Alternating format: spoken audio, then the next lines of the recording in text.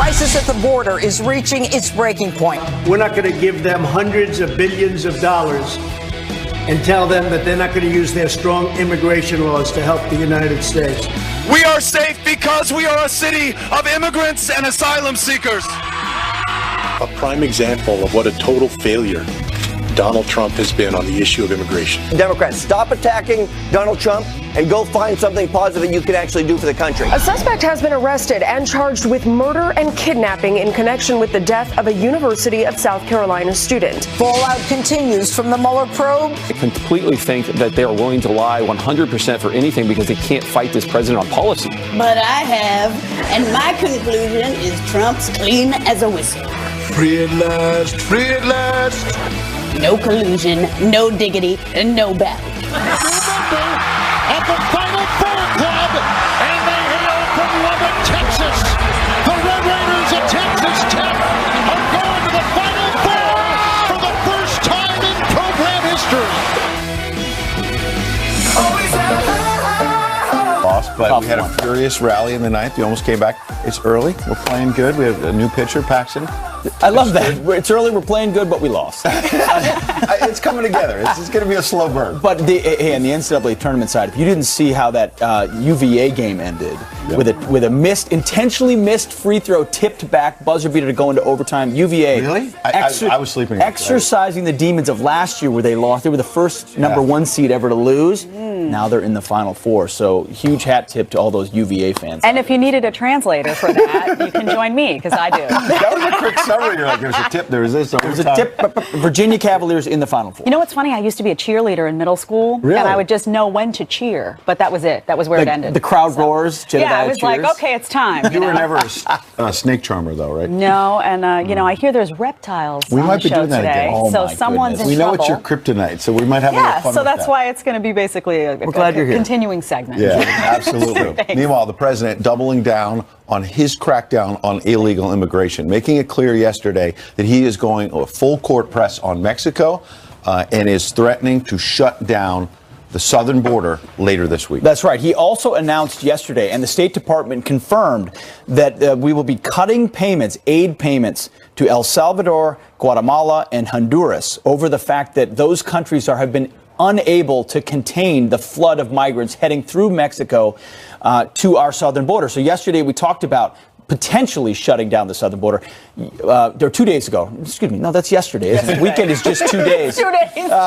But yesterday we also heard that this is a big move. This is one of the few punitive measures the executive branch has still to these countries to say, get it under control. We've been giving you aid for decades. We want your societies to be better, your economies to be better, because right now there's a huge magnetic pull to our southern border. That's going to be, we'll see if that leads to any changes in policy in those countries. Yeah, President Trump wasting no time with those tweets coming in strong, saying Mexico must use its very strong immigration laws to stop the many thousands of people trying to get into the USA. Our detention areas are maxed out, and we will take no more illegals. Next step is to close the border. This will also help us with stopping the drug flow from Mexico. So it seems to me that he's standing tall on this issue. He's not backing down. I don't blame him. And I know a lot of folks came out and said, you know what, closing down the border, this is extreme. You know what, when you have one side that's refusing to cooperate with you and you have put every sort of compromise on the table and you have been willing to negotiate and they're not willing to even acknowledge that there's a crisis, I really don't know what recourse he has left. Yeah, it might take drastic measures. You have even a former top Obama official saying that this is a crisis at the southern border. Democrats have said again and again it's a quote-unquote manufactured crisis. And then you have the Democrats, that's in Congress, then you have the Democrats out on the campaign trail getting ready for 2020, and they're somehow saying it's not a crisis, but there is a problem, and it's all Donald Trump's fault. Watch. We are safe, not despite the fact that we are a city of immigrants and asylum seekers. We are safe because we are a city of immigrants and asylum seekers. I think he wants to keep this issue going. I think he's doing it for political reasons. You can see it with how he just being at his rallies time after time, getting his people chanting about the wall, when security experts that I've talked to say that that's not how you want to spend $8 billion. I want them to be able to find what they need, a good quality of life in their home country. This is not going to happen if we take the same divisive, narrow-minded, myopic leadership that Trump has offered. Or go back to what we've been doing for a decade or more, which is waiting for Congress to pass comprehensive immigration reform, which I saw Beto O'Rourke calling for at the end of that long speech, that passion, all of that, the crowd's going crazy. He said, we need comprehensive immigration reform. We've heard that again and again. Congress has done virtually nothing. Anyone else tired of hearing Democrats conflate legal with illegal immigration? Because what happens is they try to own this debate and they come out and they say, well, you know, we are a stronger country as a result of immigrants. No one is arguing that point. Exactly. Donald Trump is not, that is not the point to make when you're talking about stopping human trafficking and drug trafficking at the border and people who are breaking the law being incentivized to come over. So that sounds like a great talking point, I know, to go out on the campaign trail. I know Beto is out there talking it up, but practically that's just not what's happening. So separate the two. You want to talk about legal immigration? Let's have that conversation. But don't try to get away with, oh, Donald Trump's anti-immigrant. He's not anti-immigrant. He's talking about lawbreakers who oftentimes, many times, not all times, are criminals who are not being vetted properly, and where there is not proper means by Border Patrol agents and people at the border to take care of this issue. They're just releasing people without vetting them. Absolutely. They don't try to get away with it. They just do it. It's never illegal immigration. It's immigration, and Trump is anti-immigrant. Right. And when you look at the stats, and we talked about on this program a lot, most of these folks seeking asylum are coming to ports of entry and seeking this because they know the wall is, the border is more secure than it's been with the troops down there, and they're building more portions of the wall. Our asylum laws are what are out of date. And so they come there, they claim asylum, automatically now they're released because it's too full. It's a big problem that has a lot of issues with it. But you have even Jay Johnson, who I alluded to a moment ago, who was the Homeland Security Secretary for Barack Obama, on with our own Neil Cavuto yesterday, saying this is a crisis. He didn't call it manufactured. And so Corey Lewandowski, the president's first campaign manager way back when, is saying if Democrats want to be successful, it can't just be we hate Trump.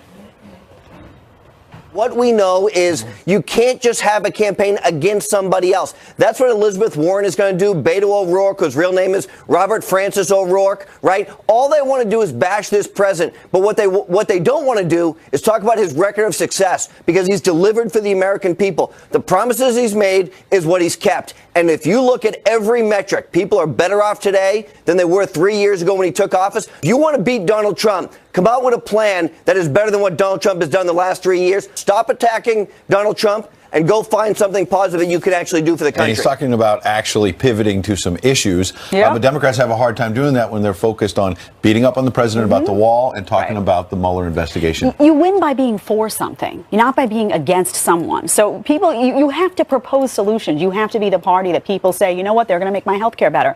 They're going to make my tax situation better. They're going to let me have more money in my pocket at the end of the day to put food on the table. So Democrats, you might want to have a plan, because anti-Trump is not a plan. No, that's a great point. But Russian conspiracy theorist number one, Eric Swalwell, keeps talking about. No, really, I mean, he's digging in. He's digging. The more they may try to want to talk about issues, he wants to keep going back to the Mueller report. It's not enough for him.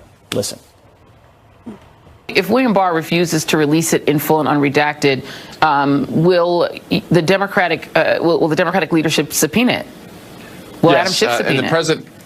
Yes, the president is outnumbered now in that the voters gave us, a balance of power over these abuses of power. They gave us that subpoena power this past November. So we'll subpoena it, but we're also confident that if we have to go to the courts, that because of the judicial precedent that already exists through the Watergate litigation, that's also on our side too. He's such a pathetic collusion clinger. Well, you know what's bad as well is the way MSNBC is framing this. The question is framed falsely, that William Barr, why can he release this without any redactions?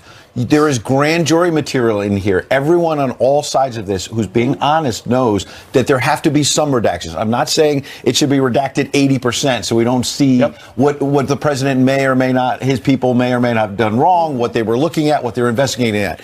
look at it. Let's get the information. Let's be transparent. Right. But there have to be some reasonable redactions. The question's false. But why are Democrats taking this conversation in that direction? Let's take a look at this poll. Washington Post. Do you accept Mueller's conclusion or not? Among Democrats, 59% no, do not accept the conclusion. 33% yes. When they held him up as the guy who was going to get all the answers. Right, and then if you look at the same poll, do you accept the conclusion among Republicans? 79% yes, 17% no. So I think that Democrats, look, regardless of what comes out in this full report, you're going to have Democrats standing by this idea now. Oh, there was collusion. Mueller was wrong. He was beloved before. They did the same thing with Comey, remember? They loved him and then they hated him. So I think they feel that the base wants They hated him and then they loved him. They hated him when he went after Hillary. Love, hate, and then love, I think it went actually. Yeah, I think you're exactly right. What is that called? Confirmation bias? I mean, effectively, Mueller comes out, doesn't say what they want them to say. So 6 in 10 Democrats say, no, still collusion out there. Still enough evidence, but this guy and his millions of dollars and army of lawyers couldn't find it. Republicans thought it's a witch hunt, and now they say we accept the results. That's funny, too. Well, it can be a witch hunt where you also accept the results. Yeah, well, I think, because it took so long. You can't believe Mueller until he said no collusion. Both can be true. You can say it's a witch hunt, a poison tree, and also say what they didn't find anything. Because it was a poison tree. The witch hunt more comes from, too, the justification for the investigation to begin with. Where was the justification for this investigation? Then ultimately turned up nothing so far. I mean, we'll see the full report, but that justification is, I think, the key. Well, it's two different worlds having two different conversations. So what do you think? Is Eric Swalwell ever going to accept the results? Friends at FoxNews.com. Let us know. All right, we got some headlines for you in the 6 a.m. hour. We start with a heart-wrenching story. This man, Nathaniel Rowland, is charged with kidnapping and killing a South Carolina college student. Police say Samantha Josephson got into the car Rowland was driving Friday morning, thinking it was her Uber. Hunters found her body hours later in the woods near her home. Police spotted the Chevy Impala and found blood in the car. Josephson was a senior at the University of South Carolina. New hope for the family of a decorated Navy SEAL accused of killing an ISIS prisoner in Iraq. President Trump has ordered Eli Gallagher be moved to less restrictive confinement as he prepares for trial after his brother made this plea on Fox and Friends yesterday. I'm almost in disbelief because it's been a 7-month fight. He has been tragically behind that, bars in that terrible place, and our family has just been fighting tooth and nail. The trial is expected to start May 28th. New information I heard from Eddie Gallagher's lawyer last night. He has been released and moved into in less confinement. Released from one prison. Released from the brig into a different restrictive status. So good news. And to March Madness, half of the Final Four is set after a couple of crazy finishes.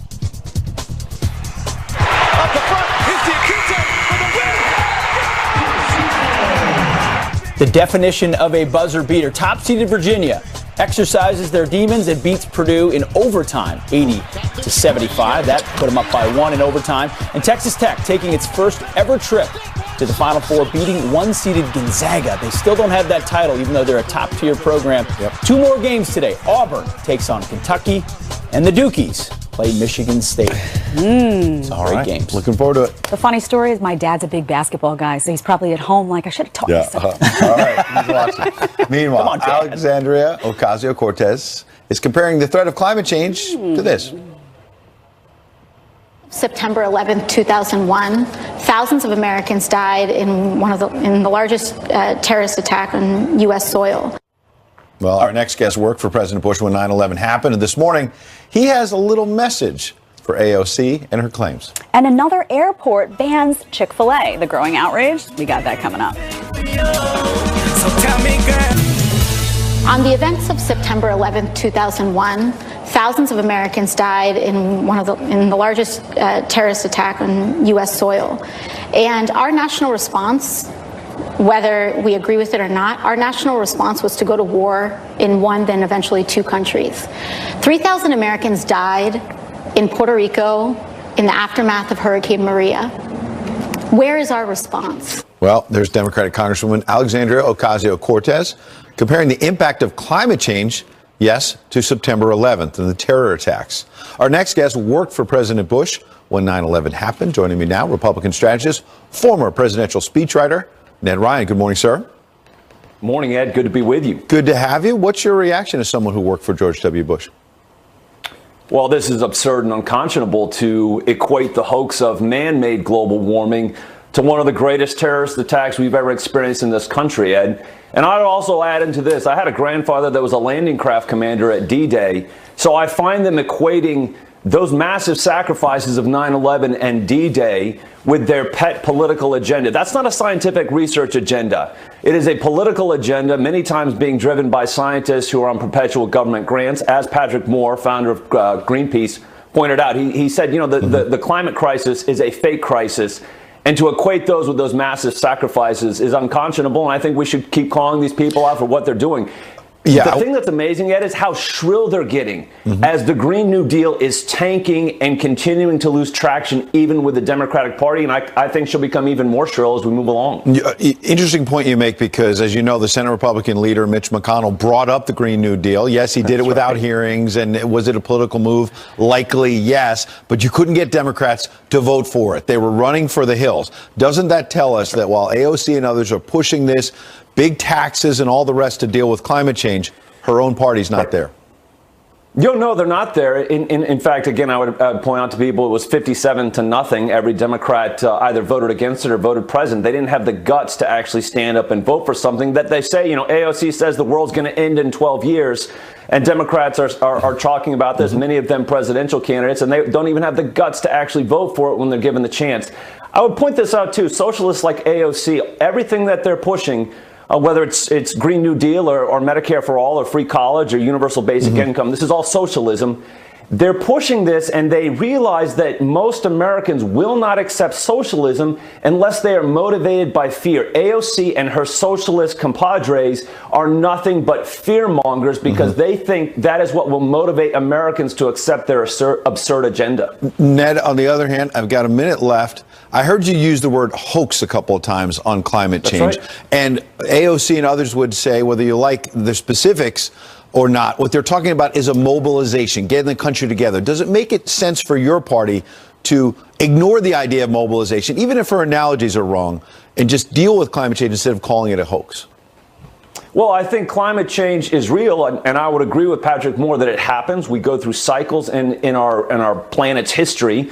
For us to mobilize and to basically annihilate, if we were to follow everything in the Paris Accord, we would annihilate our economy and lower the temperature by a couple tenths of a degree. That is absurd. It is not real. I think we're called to be good stewards of our climate. We're not called to do all of these things that will actually really extremely be damaging to the American people. Appreciate your insights this morning. Thank you, Ned. All right. Thanks, Ed. The president, meanwhile, threatening to shut down the southern border. But he would not be the first president to do it. A little history lesson on the decisions of Presidents Johnson, Nixon, and yes, Bush. That's next. Well, good morning again. Some quick headlines. Plans for a Chick-fil-A pulled from yet another airport as critics accuse them of being anti-LGBTQ. New York Assemblyman Sean Ryan argues the company should not be allowed in at Buffalo Niagara International Airport since that airport is taxpayer funded. It comes, of course, after San Antonio banned the chain from their airport. Chick-fil-A says it does not discriminate against any group. They also make some pretty awesome chicken. And Twitter briefly suspends the account of the pro-life movie Unplanned. On its opening weekend, the social media giant reportedly said it was not intentional, and then they reactivated the account. We'll talk about this with one of the movie's co-directors and writers. The flow of illegal immigration. We have right now 2 big caravans coming up from Guatemala. Mexico's tough. They can stop them, but they chose not to. Now they're going to stop them. And if they don't stop them, we're closing the border. They'll close it, and we'll keep it closed for a long time. I'm not playing games. This move, bold as it may be, is not unprecedented. A number of U.S. presidents have closed parts of the southern border in times of national crisis. Joining us now to break down some of the more notable instances, presidential historian Doug Wead. Doug, thank you very much for joining us this morning. You've got the history on this. Break it down. You say it starts with the LBJ. Well, it's been all through our history. We've had wars with Mexico, but yes, under LBJ in modern times, 1963, in 1969, Nixon shut the border down, and the Washington Post praised him for it. 1985, Ronald Reagan, facing a similar problem, shut the border down. He felt Mexico had to be punished, to be brought into line to help with the drug war. They had murdered Kiki Camarena, and then for all purposes, the border was shut down after 9/11 by George W. Bush. It wasn't literally shut down at that time, but almost. It was slowed to a crawl. Now, Doug, you've been an advisor to 2 American presidents. When you hear President Trump talking about the possibility of shutting down the southern border, does that sound like a good strategy to you, given the situation as it stands right now? I'll tell you what, in my humble opinion, this president, Donald Trump, is a leader. He is a gutsy guy. It's what has to be done. And it's amazing to me, you know, Bismarck taught that politics is the art of the possible. And most presidents are pretty timid about this sort of thing. Donald Trump, it's the art of the impossible. We've had all this money going to Central America to try to stop the narco traffickers. And in some countries in Central America, the governments have become the narco traffickers, and they're making additional money by flooding our country with immigrants who will send back money to their relatives in their country for hard currency. It's a real problem, and we have to have those countries and Mexico involved. And Trump's looks like he's going to try to pull this off. Yeah, absolutely. You know, in modern times, we've gone through a lot, and you rattled off LBJ, Nixon, Reagan, W. Bush. Which of those examples do you think is most analogous, the best comparison to what the president's proposing to do in the southern border today? I think Ronald Reagan, because Ronald Reagan's point was they were covering up the murder of Kiki. The government itself was involved, and Reagan was saying, hey, we're not going to have this. And he got to their pocketbooks, and Mexico cooperated, and it was a bit of a turning point for a while. How can you, it's like sweeping an ocean with a broom to deal with drugs. Doug, do you have any suggestions as to how to manage the public relations aspect of this? Because we just talked about, you gave numerous examples of how this isn't unprecedented. Of course, this will be painted as Trump doing something that's never been done before, as this is like a catastrophic, anti-immigrant measure. How does he present something like this in a way that the American public realizes that A, it's not unprecedented, and B, it might be the only recourse at this point? Boy, I tell you. I don't know, because you've got the corporations that sponsor the national media making money off of this. They want cheap labor. They don't want to pay taxes. That's why billionaires supported Hillary Clinton 20-1 in the last presidential election. So it's an uphill battle, but somehow the American people seem to be able to see through some of the hysteria of the national media and understand what Donald Trump is doing. That's the only hope he has. And that Twitter might work a little bit longer. His ability to project that his perspective without a filter is certainly incredibly important, and an advantage that these previous presidents you mentioned really didn't have. That's right, Pete. Yeah, good stuff. That's right. Doug Weed, thank you so much for your historical insight. Thank you, Jedediah. Great stuff. Thanks, Pete. Well, AOC has her own explanation about why she's criticized so much. They need to find another woman to kind of prop up and become a lightning rod. But she may want to focus on the voters. Next up, why her constituents are turning their backs on her. And a veteran's heroic act to save an American flag goes viral. That sheriff's deputy who saved Old Glory joins us with his patriotic message coming up.